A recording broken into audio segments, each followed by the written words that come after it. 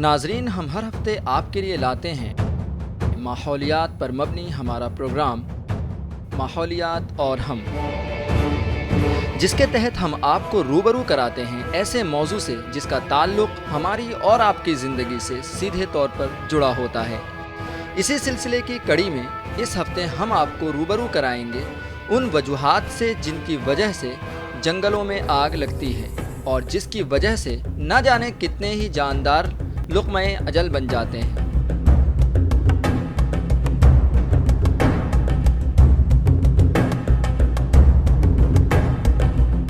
बढ़ते हुए दर्जे हरारत, सूखे, इंसानी लालच और लापरवाही की वजह से दुनिया के मुख्तलिफ हिस्सों में जंगलों में आग लगती रहती है। लेकिन पिछले कुछ सालों से जंगलों में आग लगने के वाक़यात में लगातार इजाफ़ा होता जा रहा है।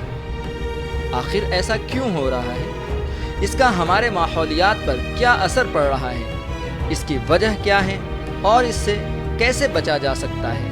इन्हीं सब सवालों के जवाब जानने के लिए आइए आपको ले चलते हैं हमारे स्टूडियो। नाज़रीन आदाब, खैर मकदम है आप सभी का हमारी इस ख़ास पेशकश में। जी हाँ, आप जानते हैं डीडी उर्दू पर हम आपके लिए लेकर आते हैं माहौलियात और हम, और ये वो प्रोग्राम है जिसमें बात होती है माहौलियात के ताल्लुक़ से और उससे किस तरह से हम जुड़ते हैं, किस तरह से माहौलियात पर पड़ने वाले असरात हम पर भी मुरतब होते हैं। और इसी के तहत आज हम बात करेंगे जंगलों में लगने वाली आग के बारे में। जंगलों में लगती आग, बचाव और वजह, इन दोनों पर बात होगी। बात करने के लिए हमारे साथ स्टूडियो में ख़ास मेहमान। आइए सबसे पहले आपका तारुफ करवाते हैं। हमारे साथ हैं मिस्टर सुनीश बख्शी, जो DIG हैं एनवायरनमेंट एंड फॉरेस्ट मिनिस्ट्री में। सर, आपका खैर मकदम हमारे इस प्रोग्राम में। और हमारे साथ हैं मिस्टर कमल सिंह, जो UNGCNI यानी ग्लोबल कॉम्पैक्ट नेटवर्क इंडिया के एग्जीक्यूटिव डायरेक्टर हैं। सर, आपका भी बहुत बहुत इस्तकबाल हमारे इस प्रोग्राम में। तो सुनीश जी, मैं आपसे अगर शुरुआत करूं, और आज जैसा कि माहौलियात और हम में हम बात कर रहे हैं जंगलों में लगती आग और उसकी वजह और बचाव के बारे में, तो बचाव की बात तो हम करेंगे ही, लाजमी है, लेकिन वजह की, जब वजूहात की बात होती है तो क्या क्या वजूहात रहती हैं जंगल में आग लगने की? जंगल में जो आग लगती है इसके दो महत्वपूर्ण कारण होते हैं। नंबर 1 प्राकृतिक कारण, दूसरा होता है मानव वजह। प्राकृतिक कारणों में देखें तो अगर किसी प्रकार से बिजली उस वन क्षेत्र पर गिरती है या कई बार बांसों में रगड़ होती है तो उससे आग लगती है, लेकिन ये एक बहुत छोटा सा कारण है। मुख्य रूप से आग जो लगती है वो मानव जनित आग होती है। मानव जनित आग को भी हम दो भागों में अगर बांटें तो एक होता है कि जानबूझकर लगाई गई आग और दूसरा होता है अनजाने में लगाई हुई आग। अनजाने में लगाई हुई आग है जिसमें कि हम देखें कि अगर कोई जंगल में बीड़ी पी के किसी ने फेंक दिया या किसी ने महुआ बीनते समय अगर आग छोड़ दी थोड़ी सी, या पास के किसान ने जब अपना आग जलाई खेत में उसको खरपतवार मुक्त करने के लिए, तो वहाँ से आग की चिंगारी आ गई। इस प्रकार से एक अनायास बिना जानते हुए, और कई बार होता है जानबूझकर लगाई हुई आग, ये बड़ी खतरनाक है। तो इसमें मुख्य रूप से यही वजह है और इसी वजह के कारण जो जंगल में आग लगती है। कमल जी, जैसे अभी सुनीश जी बता रहे हैं, हम अभी कहा कि जो इंसानी इसमें जिम्मेदारी की जब बात आती है कि उनकी वजह से लगती है, चाहे वो जानबूझकर लगाई जाए या अनजाने में हो जाए, लेकिन वजह तो इंसान ही है मोटे तौर पर। तो कहीं ना कहीं पूरे जब बात करते हैं माहौलियात की, तो एनवायरनमेंट पे इसका असर पड़ता है। इस बात को हमें सबसे पहले तो मानना होगा। और जब हम कहते हैं कि माहौलियात पे असर पड़ता है, दर्जे हरारत पे इसका असर पड़ता है, तो उसमें हमारी जिम्मेदारी कहाँ फिक्स होती है कि हम लोगों को समझना चाहिए कि हम थोड़ा सा सजग हो जाएं, थोड़ा जागरूक हो जाएं? जो आपने भी आज का मुद्दा उठाया है फायर का, हमारा भी यही मानना है कि जो क्लाइमेट चेंज है उसके कारण बहुत सारे होते हैं, बट एक कारण, बहुत महत्वपूर्ण कारण है, वो फायर का है। जैसे हमारे बख्शी साहब ने बताया कि ज़्यादा जब हीटिंग होती है या ज़्यादा ड्राइनेस होती है, उससे आग लगती है, और उसी से फिर ज़मीन का और आसमान का और समुद्र का जो एक बेहतर कोऑर्डिनेशन होता है, तो उसकी वजह से नहीं हो पाता, और वो ड्राइनेस अगर होगी तो आग जल्दी पकड़ती है। और उस चीज़ को ठीक तरह से एक नए आयाम पर जाने के लिए UNGC ने एक मुहिम चलाई, जिस मुहिम में हमने सभी देशों से कहा कि कैसे हम इसको जल्दी से जल्दी एड्रेस कर सकते हैं। और उनमें एक बहुत अच्छी चीज़ इस साल हुई है कि जो COP25 के नाम से हम जानते हैं मैड्रिड में, जहाँ पर हमने कॉरपोरेट सेक्टर को इंगेज करने की कोशिश करी कि क्या वो इस मुहिम में वो भी शामिल हो सकते हैं। हमें खुशी है कि आज इस मुहिम में शामिल होने के लिए करीबन 130 ऑर्गेनाइजेशन, जो वर्ल्ड की अच्छी मानी हुई ऑर्गेनाइजेशन है, उन्हें सहयोग देने का वादा किया है। और उन्हीं के अनुसार हम ये केवल क्लाइमेट एक्शन, जिसमें फायर एक बहुत बहुत महत्वपूर्ण अंग है, तो उसको प्राप्त करने के लिए, उसके लक्ष्यों को प्राप्त करने के लिए वो कंपनियां हमारे साथ काम करेंगी। तो सुनीश जी, जैसा अभी कमल जी बता रहे थे, तो उसमें कॉर्पोरेट्स की बात आई कि अब ये एक अच्छी चीज़ हो रही है, एक पहल हो रही है एक तरह से कि इंडस्ट्रीज़ जो हैं उसमें हम देखते हैं कि पहले CSR के ताल्लुक से बहुत कुछ काम होता रहा है, लेकिन अब इस तरफ भी सोचा जा रहा है। लेकिन मैं आपसे ये सवाल करूंगी कि आपने अभी कुछ देर पहले कहा कि ये इंसानी भूल या इंसानी चूक की वजह से ज़्यादा होता है। क्या वाकई जिस भी इंसान की वजह से ये गलती होती है, अगर वो जानबूझ के नहीं भी कर रहा है, तो ये अंदाज़ा हर इंसान को है कि मेरी जिम्मेदारी कहीं बनती है कि मेरी वजह से आग ना लगे, क्योंकि जब आग लग जाती है जंगलों में तो इतना बड़ा नुकसान होता है, इतना बड़ा नुकसान होता है कि इसकी भरपाई मुमकिन नहीं है। जी, बहुत ही अच्छा आपने एक सवाल किया। और मैं बताना चाहूँगा कि इसमें अवेयरनेस, ट्रेनिंग, कैपेसिटी बिल्डिंग, ये एक बहुत ही अचूक समाधान हो सकते हैं। ये एक सामूहिक योगदान और सामूहिक कहना चाहिए रिस्पॉन्सिबिलिटी सिटीजन्स की जो होती है, उसी से और गवर्नमेंट की और कॉरपोरेट सेक्टर की सहभागीदारी से ही हम लोग इस चीज़ को अचीव कर सकते हैं। और साथ ही साथ में जो इसके संविधान में तो इसके है ही है कि हमारा कर्तव्य है कि वनों की रक्षा करना और आग नहीं लगने देना, ये सब तो चीज़ें हैं ही। और साथ में अगर हम इसको एक आंदोलन के रूप में अगर लें तो निश्चित ही रूप से भारत में किसी प्रकार की ये समस्या नहीं होगी।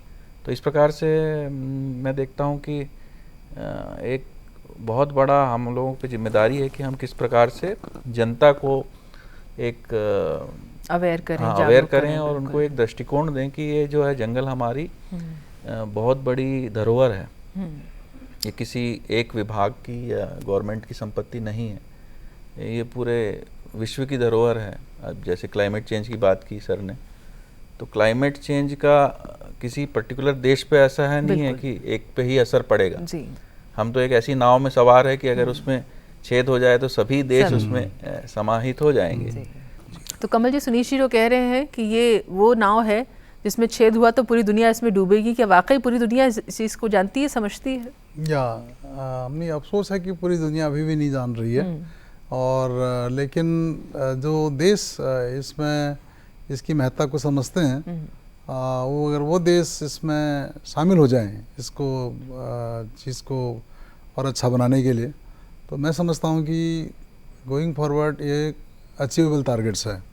और जैसे अनीश जी ने कहा कि ये इसमें बहुत बड़ा रोल जागरूकता का है, तो इसलिए हमने भी UNGC इंडिया में एक पहल की है जिसके मुताबिक हम कंपनियों के माध्यम से, और आपने CSR का भी अभी जिक्र किया, उस पर भी मैं अभी आता हूँ कि कंपनियों के माध्यम से हम कितने जो भी इस चीज़ के स्टेक होल्डर हैं उनको एक मंच पर लाएं, उनको बताएं कि ये अगर हम करें तो शायद हमारा ये दुनिया ही अच्छी नहीं होगी बल्कि हमारा समाज भी अच्छा होगा।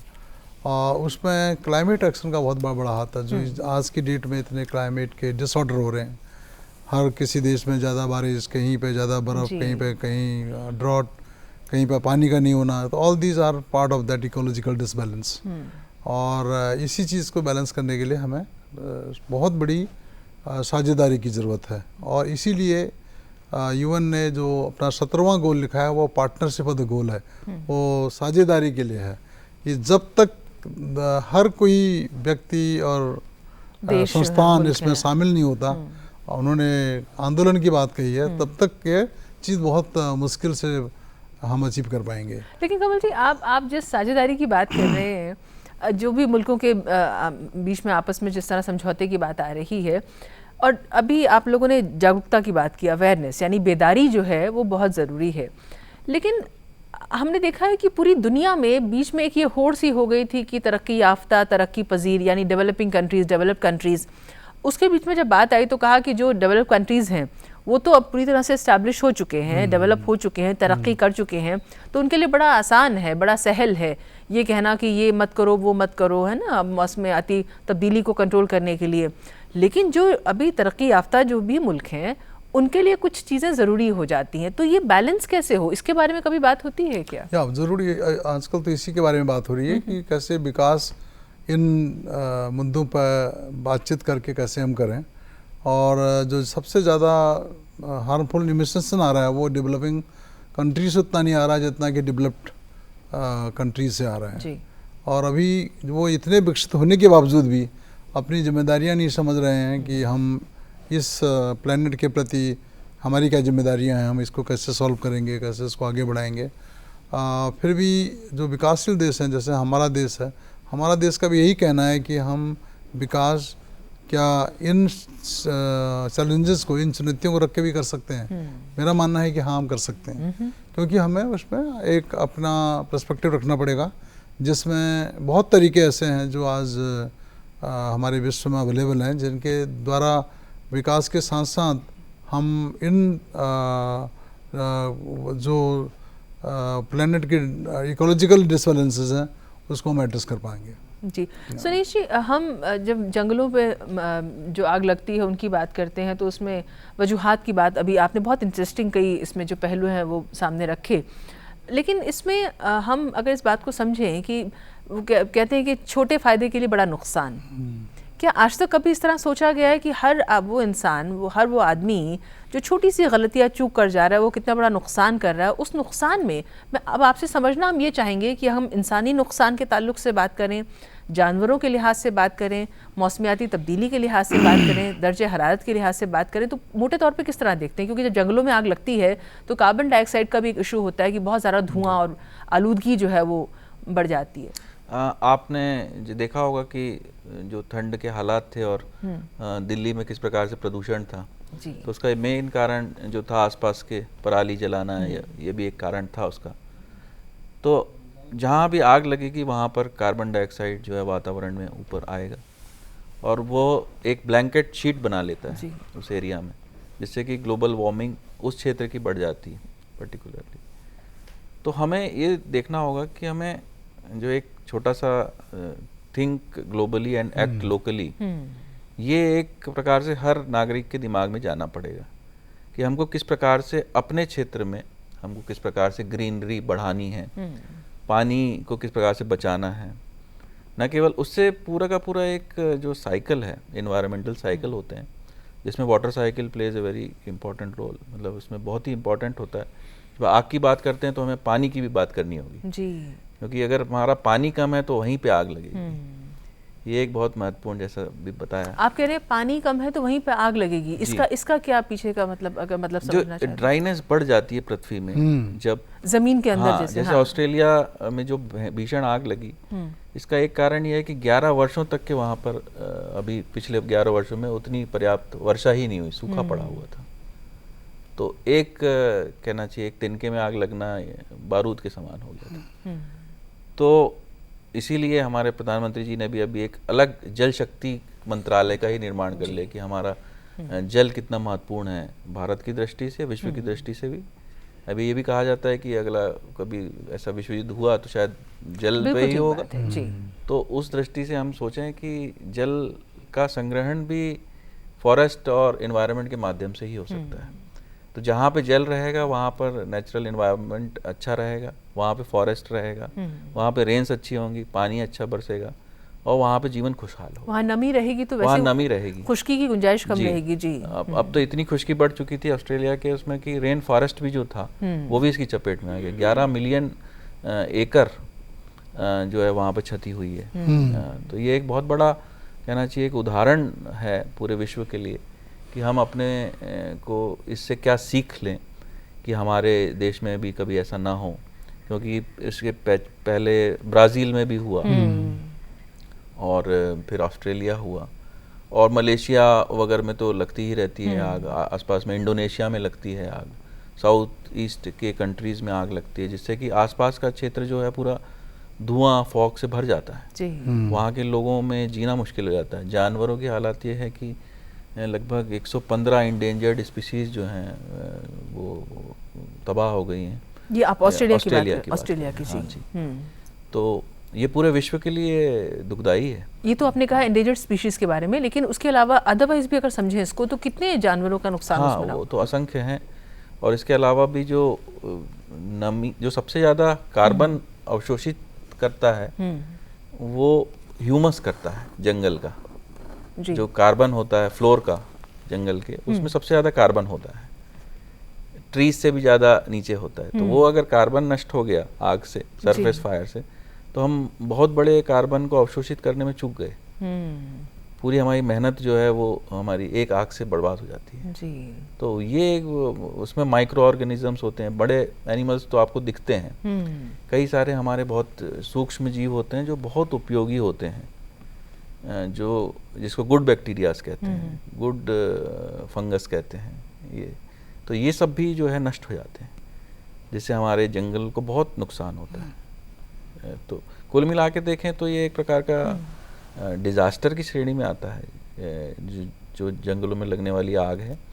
और इस पे सभी मतलब पूरा नॉट ओनली वन विभाग, सभी जो हैं ये जिले के जितने भी तंत्र होते हैं सभी इसको डिज़ास्टर के रूप में देखते हैं।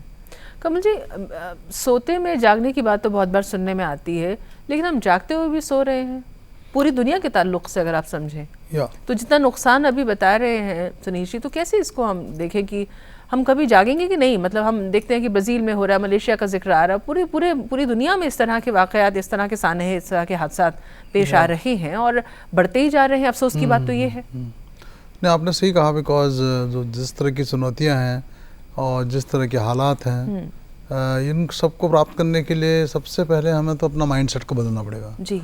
हर एक को अपनी जिम्मेदारी समझनी पड़ेगी, चाहे जो व्यक्ति जहाँ पर भी हो, जिस पार्ट में भी हो, जिस जोग्राफी में भी हो, और सभी को ये महसूस करना पड़ेगा कि मेरा जिम्मेदारी पहले है, बजाय मैं किसी दूसरे से कहूँ कि आप जिम्मेदार बनिए। तो वो हर किसी में लागू होता है, और चाहे वो आप पानी बचाओ या फॉरेस्ट बचाओ या अपना क्लाइमेट को और अच्छा इम्प्रूवमेंट करो, ये सभी we have to start our self. हमें अपने आप से लोगों को सीख देनी पड़ेगी, तभी ये पॉसिबल हो पाएगा। और ये पॉसिबल है बहुत जगह पे, जहाँ जहाँ भी माइंडसेट का बदलाव हुआ है वहाँ पे सस्टेनेबल डेवलपमेंट गोल जो सतत विकास लक्ष्य हैं, इनको प्राप्त करने में हमें बहुत अच्छा योगदान मिला। अब जैसे मैं कुछ कंट्रीज़ के नाम आपके सामने लेना चाहूँ, जैसे सिंगापुर है, फिलहाल वहाँ इस तरह की प्रॉब्लम नहीं है जो आपने आज उठाई है, लेकिन फिर भी वो बहुत कॉन्शियस हैं अपने विकास और अपने लक्ष्यों के और अपने जिम्मेदारियों से। तो अगर इस तरह के देश सभी और देशों को भी इंस्पायर करें, क्या व्यक्तिगत रूप से आपकी क्या जिम्मेदारी है, जहाँ हम राइट्स की बात करते हैं, जिम्मेदारियाँ क्या हैं समाज के लिए, अपने प्लेनेट इतने इसके लिए, ऑर्गेनाइजेशन के लिए, तो अगर वो फीलिंग सब में आ जाए तो कोई भी चीज़ पॉसिबल है। बिल्कुल। लेकिन कमल जी, अफसोस की बात यह है कि हम मीटिंग्स बहुत होते हैं, डिस्कशंस बहुत होते हैं, बहुत से देश, बहुत सी कंपनीज, बहुत से ऑर्गेनाइजेशंस जब टेबल पे बैठते हैं तो वो बहुत कुछ बड़ी बड़ी बातें हो जाती हैं, लेकिन दुख और अफसोस के साथ कहना होता है कि जब हम बात करते हैं ग्राउंड रियलिटी की तो वो इतनी खूबसूरत नहीं होती है जितनी कि हमें टेबल पे, फाइलों में, बातों में नज़र आती है। सुनीश जी, इस बात को थोड़ा सा हम यूँ समझें कि आपने जैसे बहुत अच्छे अपने तरीके से हम लोगों को समझाया कि इंसानी गलती और चूक की वजह से बहुत बड़े बड़े नुकसानात जिससे हमें गुजरना पड़ रहा है, लेकिन ये बार बार बेदारी की बात आ रही है कि अवेयरनेस ज़रूरी है। तो हम ये कब समझाएंगे या समझ पाएंगे या समझा पाएंगे कि आपने जैसे एक बात अभी कही वाटर कंजर्वेशन के बारे में कि पानी जो है उसको बचाना बेहद ज़रूरी है, क्योंकि ज़मीन के अंदर पानी ख़त्म हो जाए तो एक अपने आप में दिक्कत की बात है। ज़मीन के अंदर पानी ख़त्म होने की वजह से खुश्की बढ़ रही है, खुश्कसाली की जो आपने बात की वो भी एक बड़ा मसला है। फिर जंगलों में आग उससे जुड़ती है। तो हम कब इस बात को समझेंगे कि ये पूरी चेन है? जब आप नेचर की बात करते हैं तो उसमें हम इनको सब चीज़ों को साथ लेके चलना है, तो हमें हर लेवल पे कहीं ना कहीं कोशिशें करनी होंगी। जी, इसमें बड़े सरल शब्दों में ये कहूँगा कि एक बहुत सुंदर नेकलेस है ये मोतियों का जी। और एक मोती भी मतलब उसको सूक्ष्म जीव मान लें आप, अगर वो टूटा तो पूरी चेन जो है मोतियों की माला जो है बिखर जाएगी। तो इसी प्रकार से हम सोचें अगर कि अब जंगल और नदियों की बात करें तो आधी से ज़्यादा नदियाँ जंगलों से निकली है। और हमारे पुराण में भी कहा गया है कि जो है जंगल की माँ नदी है, तो एक दूसरे से कनेक्ट बताया है उसमें। तो अगर एक नष्ट हो जाएगा तो ऑटोमेटिकली दूसरा वो हो जाएगा। तो अब देखिएगा कि कहाँ से हम लेके आते हैं उसको कि ग्लेशियर पिघल रहे हैं तापमान बढ़ने की वजह से। अब उसका प्रवाह में पता नहीं कितने सूक्ष्म जीव आएंगे जो कि पुराने पेलियोजोइक टाइम से हैं, और उसका निदान कैसे होगा, उस पर एक्सपेरिमेंट चल रहे हैं। साइंटिस्ट लोग बहुत ज़्यादा परेशान हैं कि इसके इम्पैक्ट क्या होंगे आगे। उस पर कोई भी अभी प्रिडिक्ट नहीं कर सकता कि इसके इम्पैक्ट क्या होंगे। तो उससे हमको कैसे बचना है, हमारा टेम्परेचर 2 डिग्री से ना बढ़े आगे, ताकि हम अपने रहते मतलब इस सुंदर प्लैनेट को देख सकें और हमारे अगली पीढ़ी भी देख सके, उससे अगली पीढ़ी भी देख सके। ये हमारी एक प्रकार की सोच होनी चाहिए। और इसमें सबसे ज़्यादा महत्वपूर्ण जो है हमारे युवा हैं, बच्चे हैं, और वो मैं बताता हूँ बहुत ज़्यादा अवेयर हैं इस चीज़ को लेकर। अब बच्चे जो हैं वो पौधे लगाते हैं, अब वो बच्चे पेड़ नहीं कटने देते हैं, वो एक आंदोलन के रूप में उसको लेते हैं। आप देखिएगा कि किस प्रकार से उनका एक बिहेवियर बन गया है ग्रीन रहने का। धीरे धीरे होली नहीं खेल रहे हैं वो बच्चे, पहले जो रंगों से होली खेलते थे अब प्राकृतिक रंगों से आ गए। और ऐसे मैंने देखा परिवर्तन, काफ़ी बच्चों में काफ़ी परिवर्तन है, युवाओं में काफ़ी परिवर्तन है, जो एक बहुत अच्छा संकेत है, जिसमें कि पर्यावरण संरक्षण का बहुत अच्छा एक उदाहरण वो दे सकते हैं। जी, तो कुछ मौजू, कुछ मसाइल ऐसे होते हैं जिनके बारे में बात करना शायद हमें उतना अच्छा नहीं लगता, लेकिन हमें ये भी मानना होगा, ये कबूल करना होगा कि अगर अभी भी हमने इनके बारे में बात ना की, हम ना जागे, तो शायद बहुत देर ना हो जाए। तो चलते चलते आपसे माहौलियात और हम में, जैसे कि आज हमने बात की जंगलों में लगती आग, और इसके लिए हम जब बात करते वजूहात और बचाव की, तो आज हमने इस बारे में बात की अपने ख़ास मेहमानों से। हम दोनों मेहमानों का शुक्रिया अदा करना चाहेंगे। सुनीश जी आपका, कमल जी आपका बहुत बहुत शुक्रिया, आप प्रोग्राम में आए और इतनी अच्छी जानकारी, इतनी अच्छी मालूमात आपने हमें दी। अपने बच्चों को आप ज़्यादा से ज़्यादा नेचर के करीब लेकर जाएँ, जंगलों की अहमियत उनको बताएँ, गाँव में लेकर जाएँ, तो वो खुद ब खुद समझेंगे कि इनकी क्या अहमियत है, इनका क्या महत्व है। इसी के साथ आज के इस प्रोग्राम में आपसे ले रहे इजाज़त, इस वादे के साथ कि फिर होगी आपसे मुलाकात। आदाब।